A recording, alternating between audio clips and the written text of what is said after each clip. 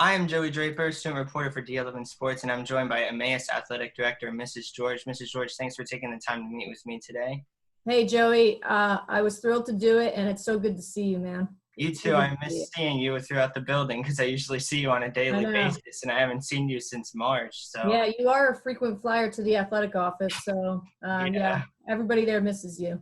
No, I miss them too, Mr. Spangler and everyone else up there. Yeah.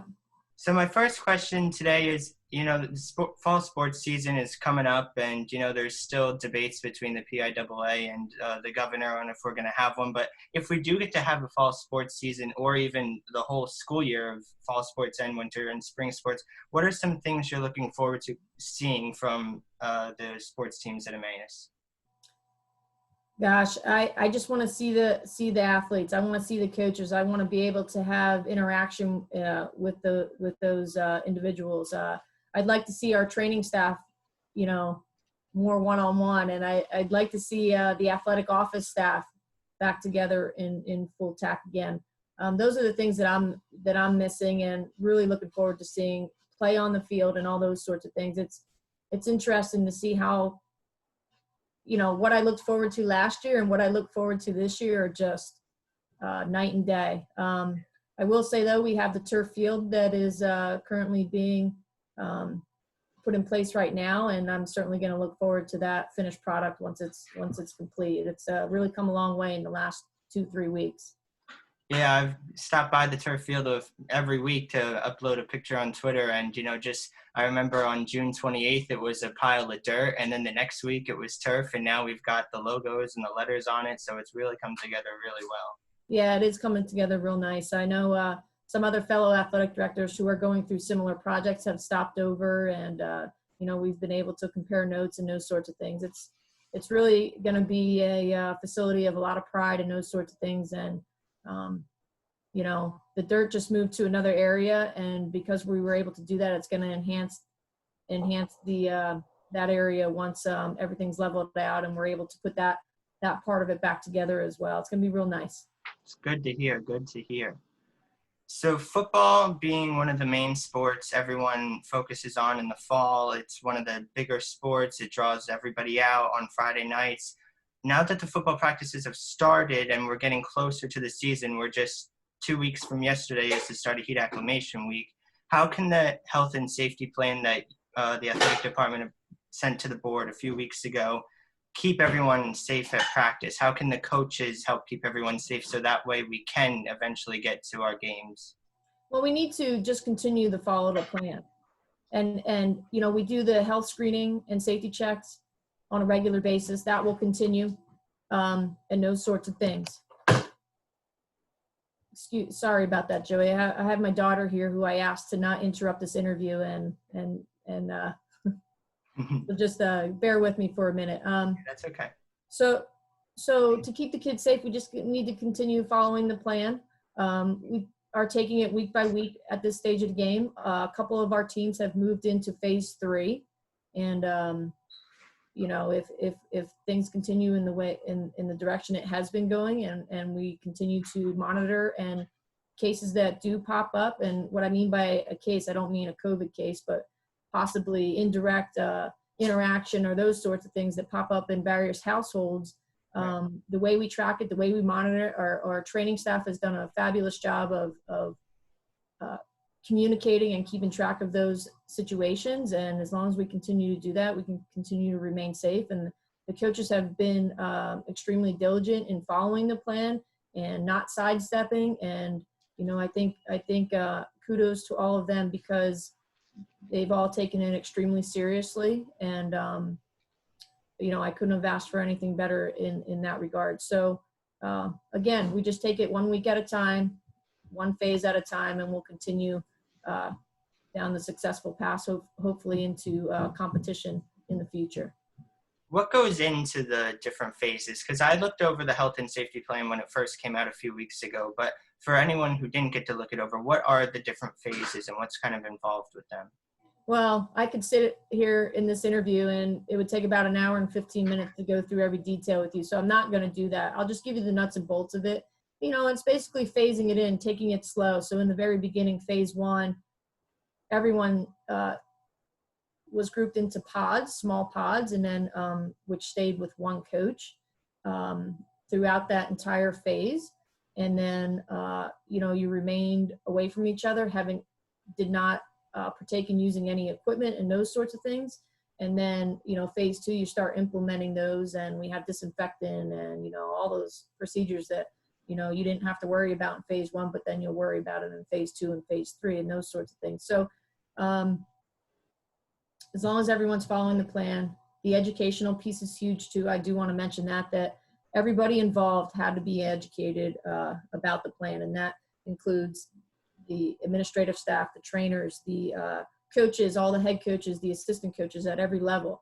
And then that trickled down to all the student athletes and their parents as well. So I have found that piece of it to be critically important, because they know when they need to report something in, and our student athletes have done an outstanding job. So in addition to giving kudos to our coaches, I'd like to give kudos to our student athletes and the parents for taking it serious as well, and keeping the health and safety of everybody involved in mind.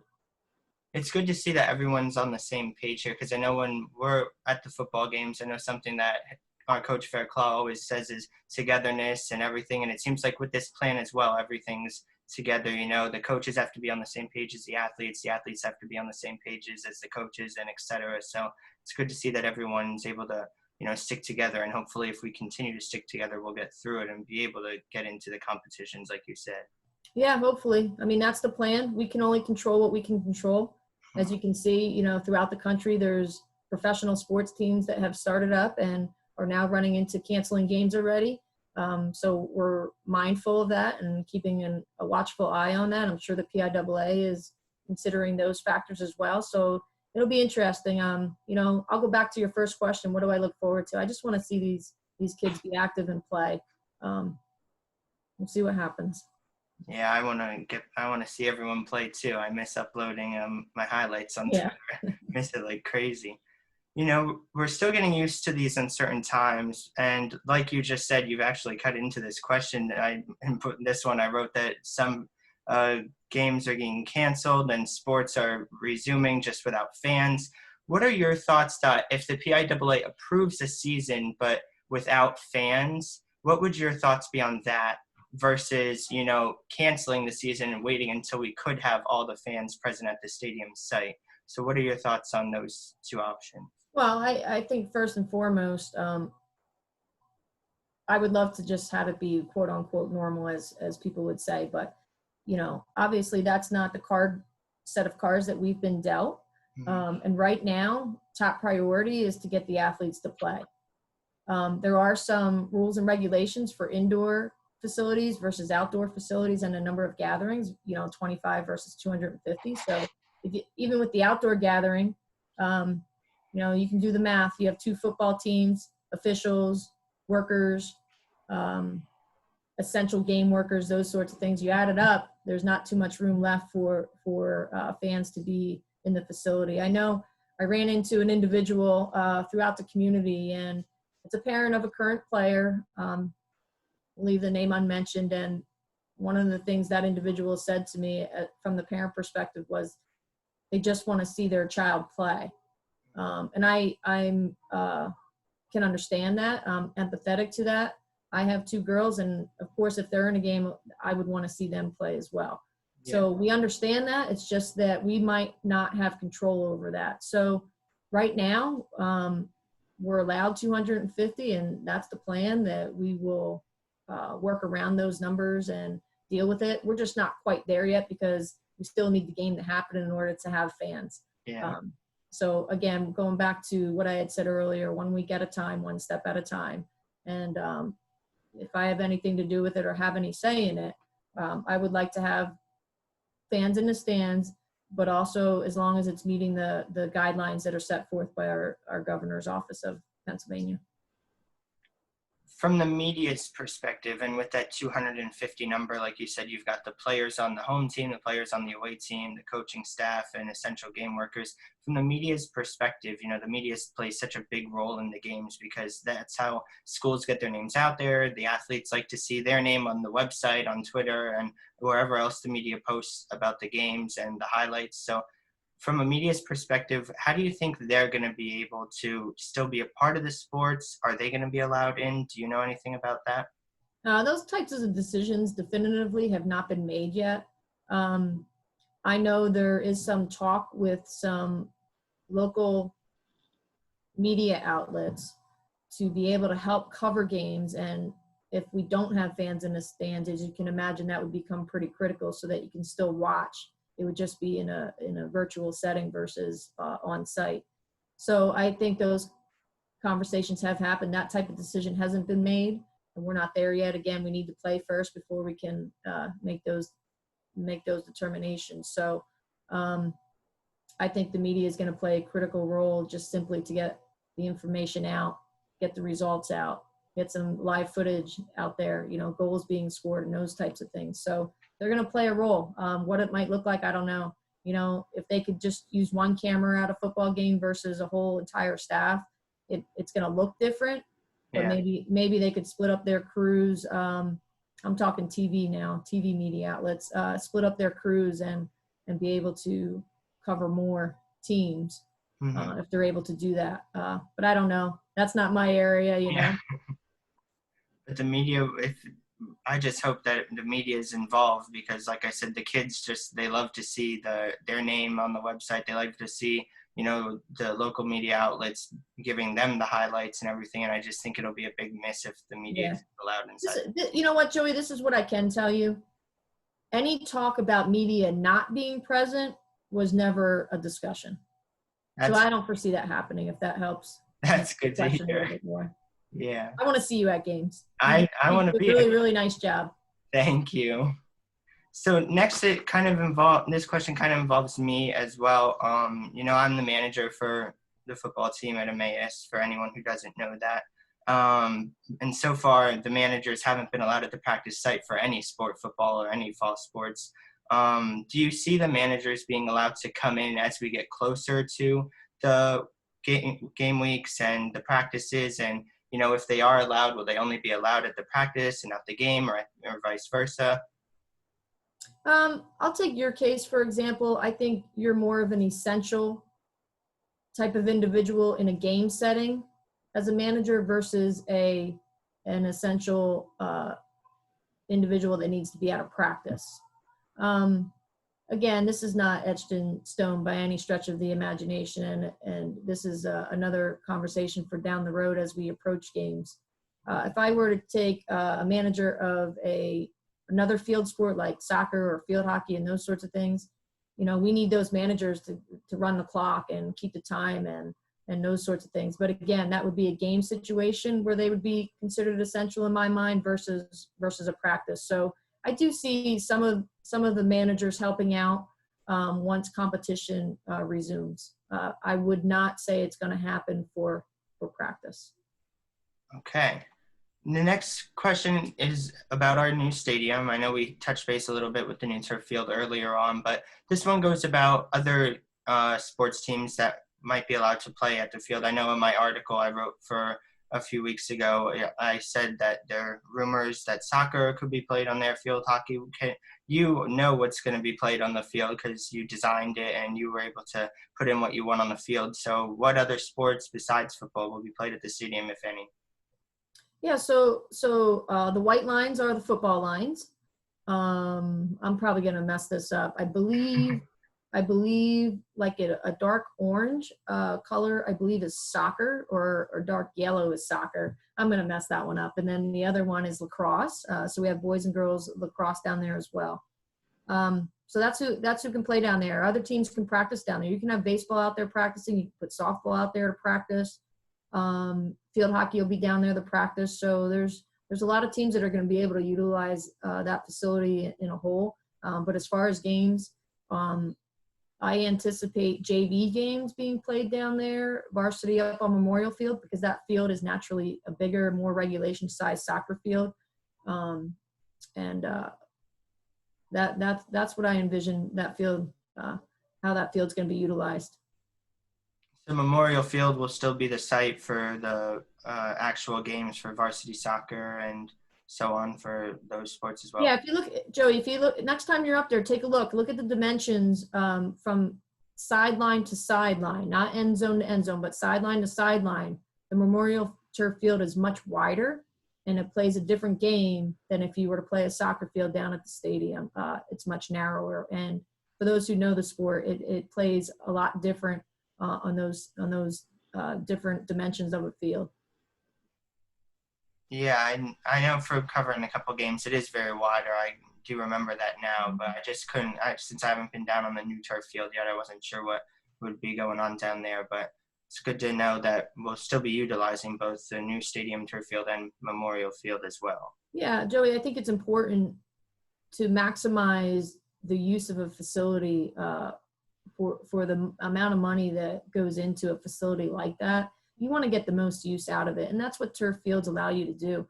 We're allowed to go down there and play games after game after game, day after day. We could hold tournaments there. You were not able to do that on the grass facility. So that as far as the facility standpoint, when you had the grass, was being underutilized, and the turf changes that dynamic immensely.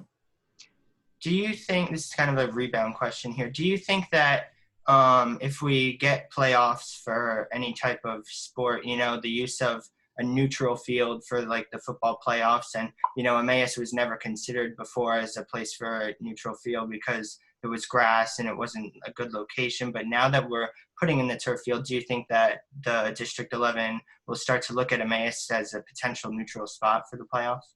Yeah, my intention would be to put in a bid to be a host site. Without question, we would be able to. We now become a player in playoffs for football and other sports.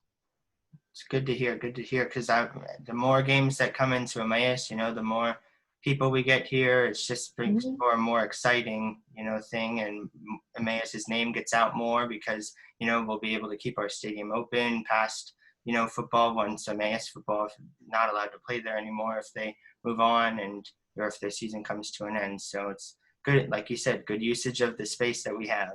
Yeah, well, keep in mind too, even if we are fortunate enough to be in playoffs, we can still host other games too, because you have Saturday night games and you have Sunday games. Or I'm sorry, you have Friday night games and Saturday night games as well. Correct. So my last question here kind of relates to what you could look forward to in the upcoming sports seasons as well. I know I've kind of touched base on this before, but in your first 2 seasons at Emmaus, you'll be entering your 3rd this upcoming academic year, but in your first 2 seasons, football has gone 16-8 and has played in a district championship game. Lacrosse has beat rival Parkland in the district championship game, boys lacrosse, and field hockey has achieved their 30th and 31st consecutive district title in your first 2 seasons, and the list goes on of success at Emmaus high school sports. But this upcoming school year and all the sports involved, what are you looking forward to? What teams at Emmaus should everyone keep an eye on, and just what could happen this year for Emmaus sports? As you know, with anything and everything that has gone on since March, things change, and things change on a dime. What I would like to tell all of our student athletes is to relish every moment from this point on. You don't know, and I don't know, and I don't have the crystal ball, and I wish I did.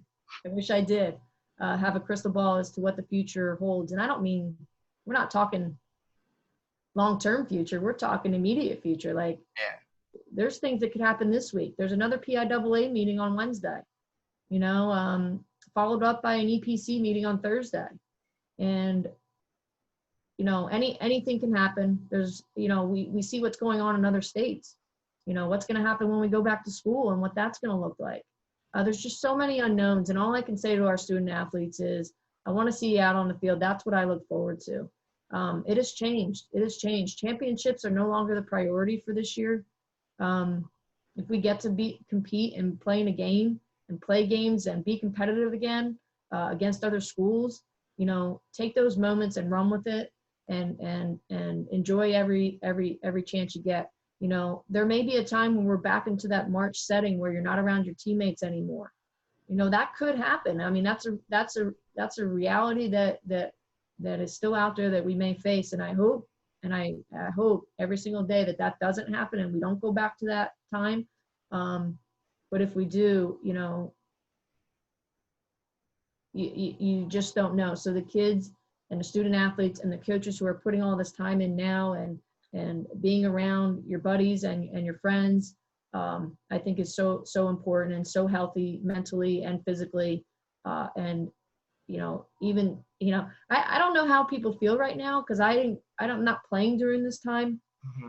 But I will say that as I could imagine that, back in the day, we got to go to practice. Got to go to practice.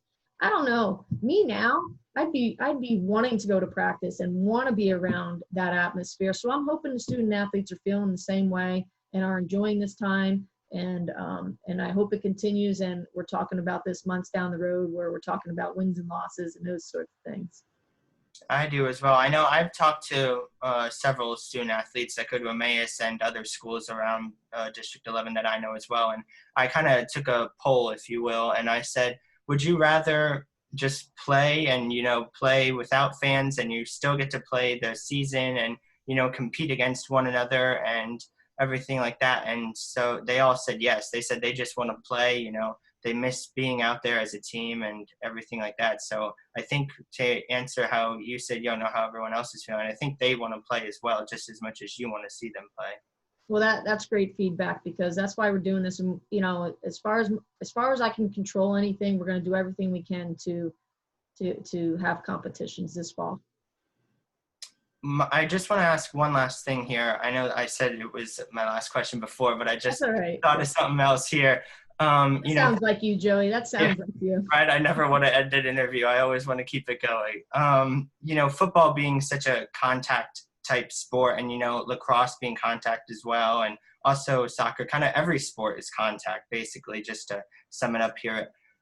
How does, games stay safe? Because, wrestling, you're all over rolling around, and, football, you've got the tackling, and soccer, the slide tackles, and basketball, there's fouling where you're accidentally hitting one another. And so how do we stay safe in a game format with such high contact sports? Well, I think it's the constant evaluation and reevaluation. I wish we could test like the pros are testing and the college athletes are testing. We just don't have those means available. Mm-hmm. But the best we can do, and the next best thing, is the screenings that we do every single day. And as long as the kids are being honest and truthful and, abide by those travel restrictions as well, and doing all the right things, that's the best way to combat this and be safe, given our circumstances that we don't have tests available. And minimizing the contact as often as possible, So when we're in competitions, the guys and gals that'll be on the sidelines are going to have face masks on, and they're going to be apart from each other, so that, you're minimizing the contact to just what's going to happen during normal competition on a field.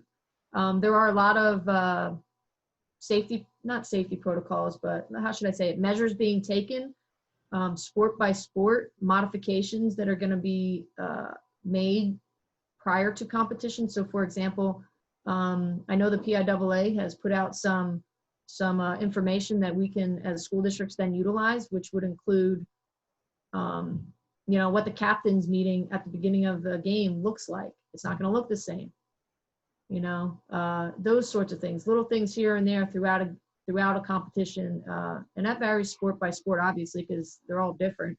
But there are other measures that are being taken to ensure the safety of the players, the coaches, the officials, all the workers that are involved in those sorts of things. So a lot of time and effort and thought is being put into those sorts of things.